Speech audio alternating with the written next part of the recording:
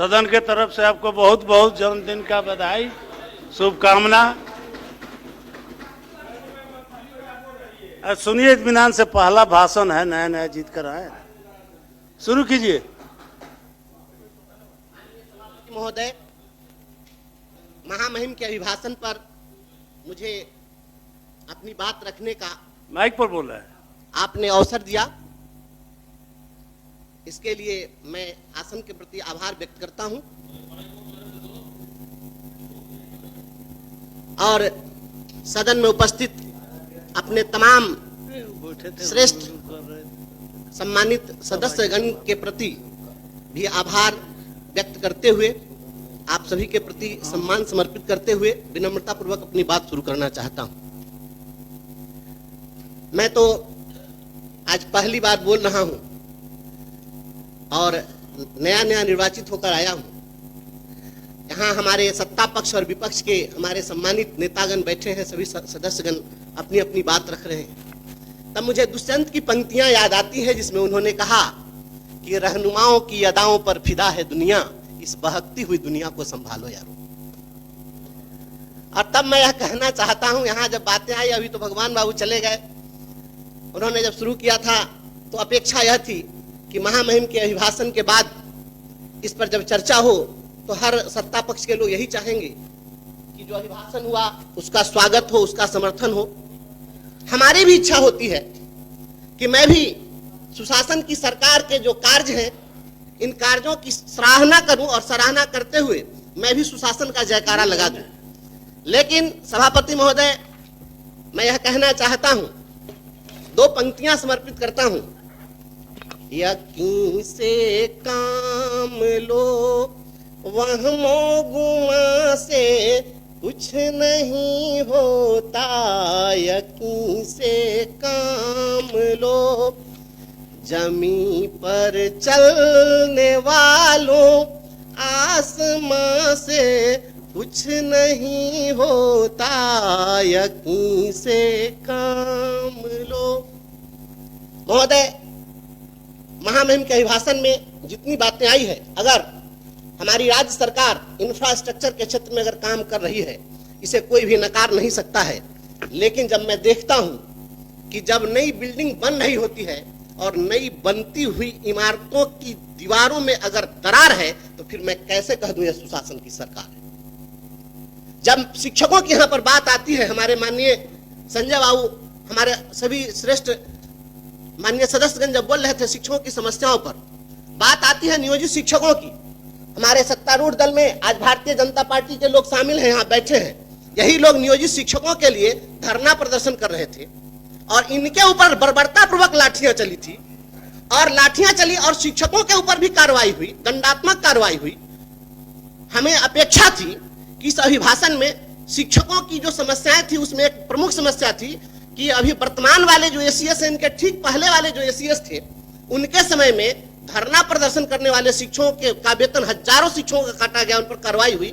इसके संबंध में भी कुछ चर्चा उस पर होगी, क्योंकि मैं समझ रहा था कि और कोई कुछ कहे न कहे, भारतीय जनता पार्टी के लोग तो शिक्षकों के हित ऐसे हैं, क्योंकि इतनी लाठी कोई नहीं खाया आज तक के इतिहास में। लेकिन जब मैं देखता हूं बात यहाँ पर चली है, विपक्ष के लोगों ने यहाँ पर जब बात उठाई कि अंबेडकर साहब ने संविधान दिया, अधिकार दिया, तो यहाँ बात हुई क्यों हम उन अधिकारों की रक्षा कर रहे हैं। तो धरना प्रदर्शन तो संवैधानिक अधिकार था महोदय, और शिक्षकों ने जब धरना प्रदर्शन किया तो उसके ऊपर जब प्रहार हुआ, तब मुझे लगता है कि सुशासन की सरकार है और संवैधानिक अधिकारों पर हो रहा प्रहार है, तो मैं कैसे कह दूं सुशासन की सरकार।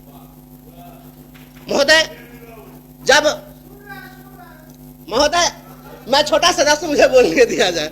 महोदय, जब यहाँ बात प्रोन्नति की आई है, सबसे पहले 2003 में जब उस समय में राष्ट्रीय जनता दल की सरकार थी और तब शिक्षा मित्रों की बहाली शुरू हुई थी, और उसी शिक्षा मित्र की बहाली से मैं आया और वही लड़ाई लड़ते लड़ते जब हमारी सेवा समाप्त कर दी गई, तो मैं आपके सामने आज बोल रहा हूं। जब शिक्षा मित्रों की बहाली हुई 2003 में, आज जोड़ लीजिए कितना साल हो गया, 22 साल, और 22 साल से एक अदद प्रोन्नति नहीं मिली।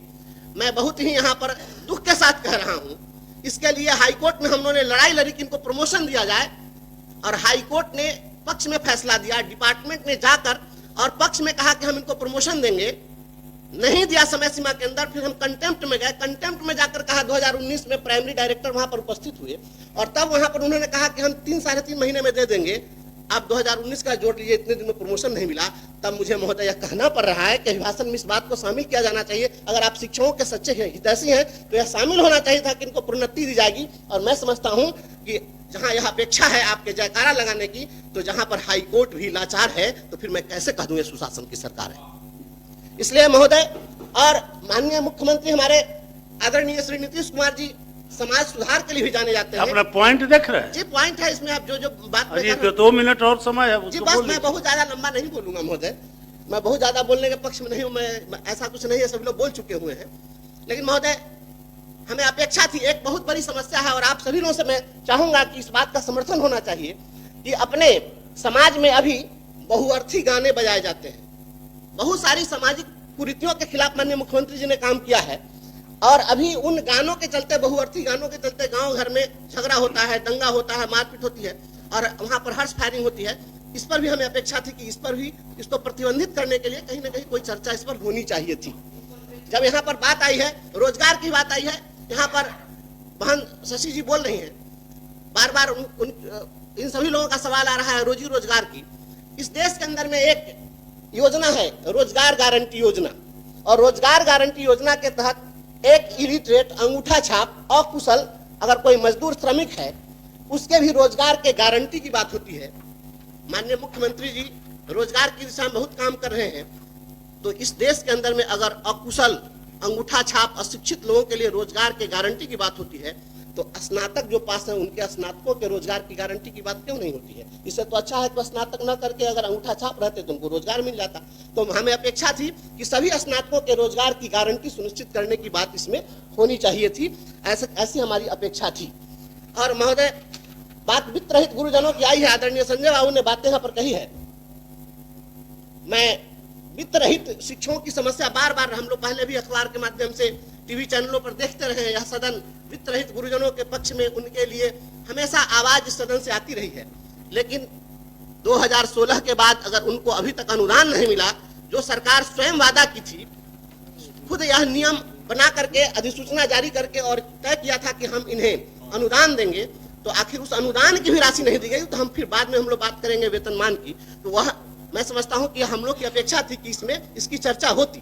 आउटसोर्सिंग कर्मियों की बात हुई है, कितना बड़ा शोषण हो रहा है इस राज्य के अंदर।